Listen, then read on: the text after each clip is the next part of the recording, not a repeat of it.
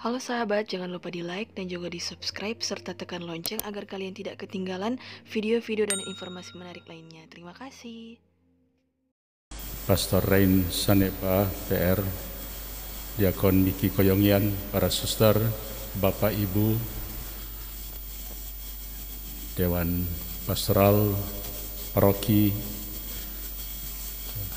anak muda, orang muda, remaja yang terkasih, saudara-saudari. Pada hari ini, hari Jumat Suci, kita mengenangkan sengsara Tuhan yang baru saja kita dengarkan dari kisah sengsara yang dibacakan kepada kita sekalian. Hari ini kita bersama dengan umat Kristiani di seluruh dunia mengenang sengsara Tuhan, sengsara dan wafat Tuhan kita Yesus Kristus. Kisah sengsara ini tentu harus ditempatkan dalam bingkai misteri Paskah. Kita merayakan misteri Paskah dalam tiga hari suci. Sejak kemarin kita sudah merayakan Kamis Putih yang menekankan cinta Tuhan yang begitu mendalam sampai sehabis-habisnya, yang mewariskan kepada kita, inilah tubuhku, inilah darahku, dan yang mengungkapkan cara untuk beribadah itu di dalam pelayanan satu sama lain dengan membasuh kaki para murid. Ini cinta Tuhan sehabis-habisnya, karena itu dia minta kepada para murid, ini perintah baru supaya kamu saling mengasihi. Saudara-saudari, hari ini hari kedua dari Trihari Suci, kita mengenangkan sengsara dan wafat Tuhan kita Yesus Kristus. Besok kita merayakan puncak dari Trihari Suci ini dan seluruh liturgi gereja kita, yaitu pada Paskah, mulai malam Paskah dan kemudian Minggu sebagai hari H, hari Paskah. Pada sore hari ini kita berkumpul di lahan misi ini, Cagar Budaya Watu Pinantik, Paroki Santo Antonius de Padua Kali.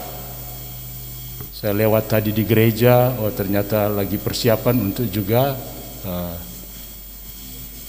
ibadah ya, mengenang sengsara dan wafat Tuhan. Dan di sini ya, sebagian umat berkumpul untuk mengenangkan itu di bukit ini, di puncak bukit Watu Pinantik.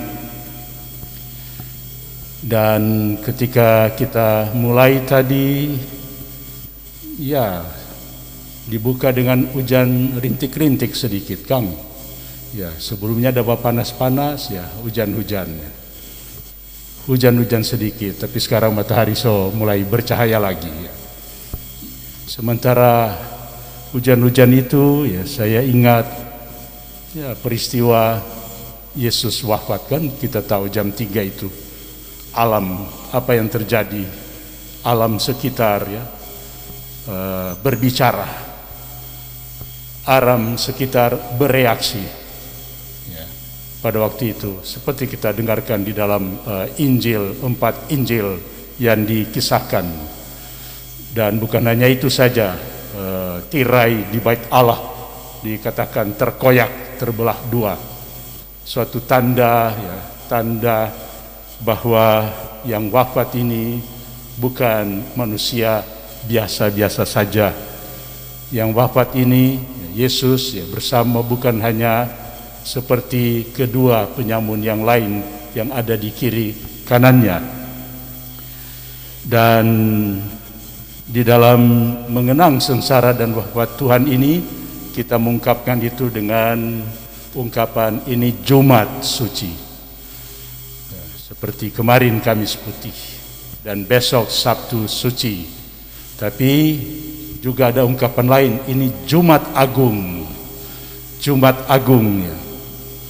Dalam bahasa asing seperti misalnya bahasa Inggris, Jumat Suci, Jumat Agung ini dipakai ungkapan Good Friday ya. Good Friday, kita tahu ya, pada umumnya tahu bahasa Inggris ya. Friday itu Jumat, hari Jumat, dan good, Jumat yang baik, Jumat yang agung. Good juga ya sering juga diterjemahkan sebagai kabar gembira ya. Good news ya, kabar gembira, ini berita gembira, kabar sukacita. Nah begitu juga Jumat Agung ini ya, mengungkapkan ya, hari Jumat yang membawa sukacita. Agak kontras seperti bertentangan ketika kita merenung sengsara dan wafat, tapi ungkapan yang diberikan untuk sengsara dan wafat ini, Jumat ini justru mengungkapkan dimensi yang lain yang seakan-akan bertentangan, membawa kabar gembira, membawa sukacita. Bagaimana mungkin sengsara dan wafat membawa kabar sukacita ya, seperti kita juga mengalami ya, khususnya dalam masa pandemi ini ya, banyak ya kesulitan, penderitaan, juga kematian. Pertanyaannya, apakah ini membawa kabar sukacita, kabar gembira? Tidak kan? Secara manusiawi ya, secara normal orang berpikir. Tetapi bagi orang Kristiani, sengsara dan kematian Yesus justru membawa kabar sukacita, dan itu nampak di dalam kisah sengsara yang tadi sudah dibacakan pada hari Minggu yang lalu, yaitu pada hari Minggu Palma, diambil dari menurut urutan liturgi dari Injil, ketiga Injil, Matius, Markus, dan Lukas. Sedangkan hari ini dari kisah yang dicatat oleh Yohanes. Membawa sukacita karena apa? Kata-kata terakhir dari Yesus tadi, sudah selesai. Apa artinya itu? Sesudah sengsara dan wafat ini dengan perlakuan yang tidak adil, dengan penganiayaan, dengan tuduhan-tuduhan, dengan pengadilan yang tidak benar, yang sepihak. Lalu bagaimana itu membawa kabar sukacita, dan kemudian bagaimana itu bisa dilihat sebagai sudah selesai?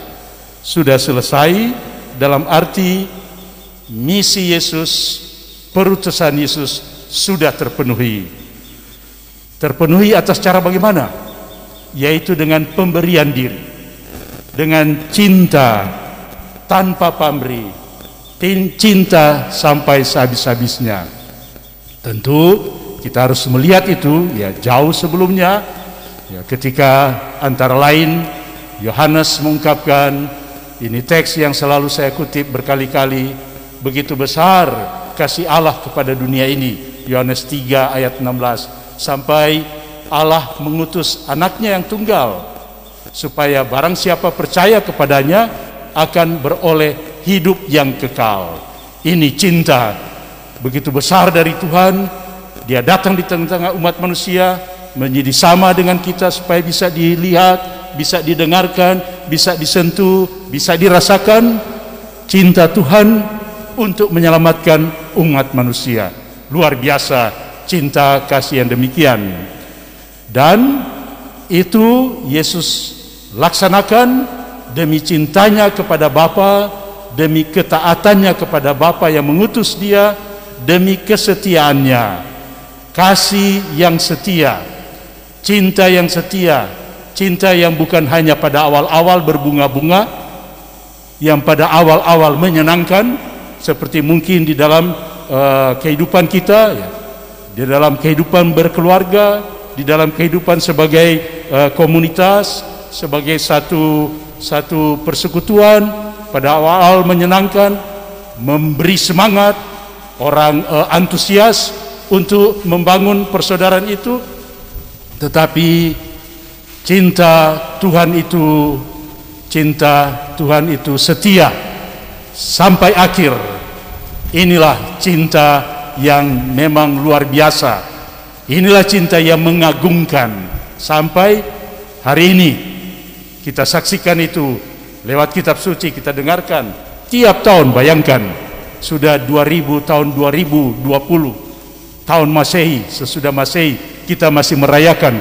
Berarti ini memang suatu peristiwa yang luar biasa, peristiwa yang sangat istimewa, sehingga orang merayakan terus itu di dalam kehidupan umat Kristiani. Karena cinta ini cinta yang tanpa pamrih, cinta yang tanpa kekerasan, cinta yang bertahan di dalam kehidupan, bertahan terus di dalam kehidupan, yang tetap berdiri, tetap kokoh, ya, yang tetap bertahan di dalam kehidupan ini, dan yang menang.